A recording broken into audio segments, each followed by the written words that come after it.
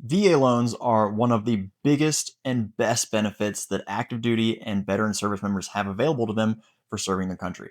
Now, the problem is that because so few members of the population have actually served in the military, these VA loans have a lot of myths surrounding them because not so many people use them. So, in today's video, I'm going to talk about the differences in the closing costs between a VA loan and a conventional or an FHA loan. Now, specifically, I'm going to be addressing the VA loan because there are very strict limits on what you're allowed to pay and what you're not allowed to pay when it comes to fees and charges associated with the loan. So, if you're interested in seeing what you're allowed to pay, what you're not, and how these charges stack up, let's dive in. So, VA loan obviously is only available for use by active duty service members or by veteran service members. Now, this is great because it offers a couple of really key advantages that are not available with other loans.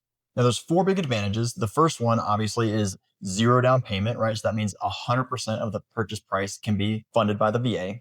The second one is that there's no PMI or private mortgage insurance, which helps keep your costs down on a monthly basis. There's also limits on what fees you're allowed to pay as a veteran to help protect you from any junk fees that maybe a unscrupulous lender is going to charge you. And then in addition to those first three benefits, you can also have either the seller or the lender cover up to 4% of the purchase price in seller concessions. Now, in order to offset some of those benefits, the VA does have to charge some fees. And one of the biggest fees is the VA funding fee. Now, this is simply a fee that can range from 2% to 3.5% of the loan balance, and it's used to give the VA extra funding to continue to allow them to provide this benefit to service members and veterans. Now, the amount of the VA funding fee is going to be different in each scenario. First time VA loan users are going to have a lower funding fee. Second and third and fourth time VA homeowners are going to have slightly higher funding fees. And there's even some service members who are waived from this fee entirely. So if you have a service-connected disability with the VA and you have a VA disability rating, then you may be eligible to have your VA funding fee wiped out to zero. So this is a huge benefit for any of our service members who have served and are receiving a disability benefit. So make sure you're not getting taken advantage of in this scenario. It's a huge money-saving benefit. We're talking like $10,000 to $15,000 just on a standard price home. Now, the interesting thing about this VA funding fee, in addition to being waivable in some cases, is that you can roll the funding fee into your loan balance. So instead of having to come out of pocket $10,000, $15,000, $20,000, depending on what your funding fee is, you can just roll that into your loan.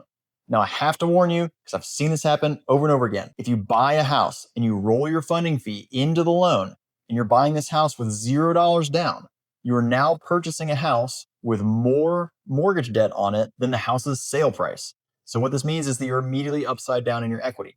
So please be careful if you're going to do this. Make sure you have a longer term look than just the first 2 to 3 years if you're going to roll your funding fee into your loan. I've seen this bite a lot of people because they just didn't know when they were purchasing their house. And a lot of my seller clients have run into this because, again, they just weren't educated on it before they bought their home. So keep a lookout for that. Okay, so back to VA fees. So we've covered the VA funding fee, which is a percentage of the purchase price, can be waivable in some cases. So now let's talk about the VA appraisal fee. The VA is going to require an appraisal to make sure that they are providing a mortgage on an asset that's actually worth what the mortgage's balance is. This VA appraiser is going to look for a couple of very specific things. I've seen him be pretty nitpicky about things, but really the overall purpose of the VA appraisal is to make sure that the house meets minimum property requirements, or MPRs, and to make sure that the house is in safe and livable condition for the veteran who's purchasing this home.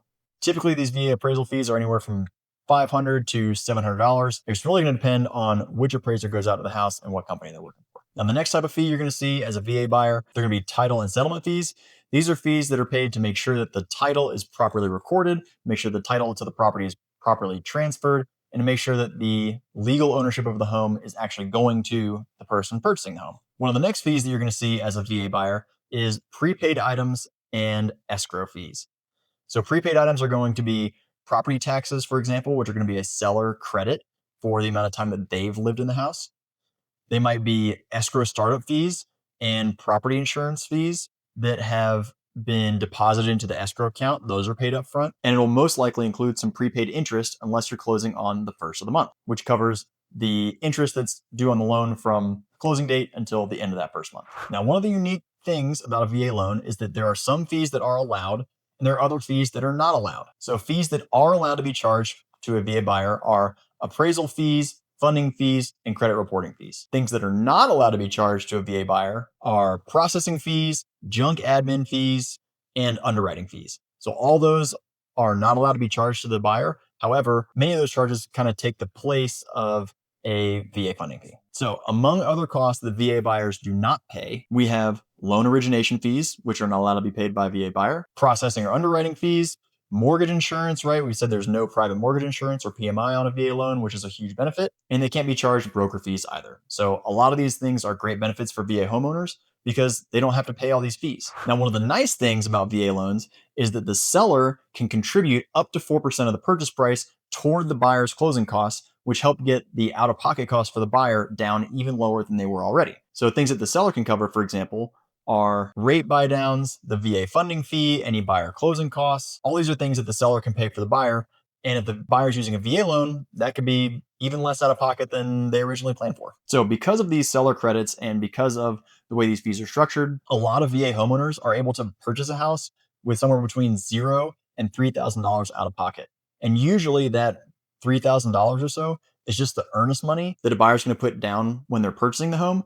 And they usually get that back at the closing table. So it's really a great product. If you have the opportunity to use a VA loan, I always recommend using it just because of the protections that are afforded to my VA buyers. So to wrap up, VA loans, one of the most powerful loan options that I've ever seen, unique to military and veteran homeowners. And they're great because they prevent veterans from overpaying for any junk fees or any admin fees. So it's really just an overall great product. So if you're thinking about getting a VA loan, drop a comment and I'm happy to run through any of the fees that might be on your closing statement or to give you a zero down scenario for your first home or your next home using the VA loan.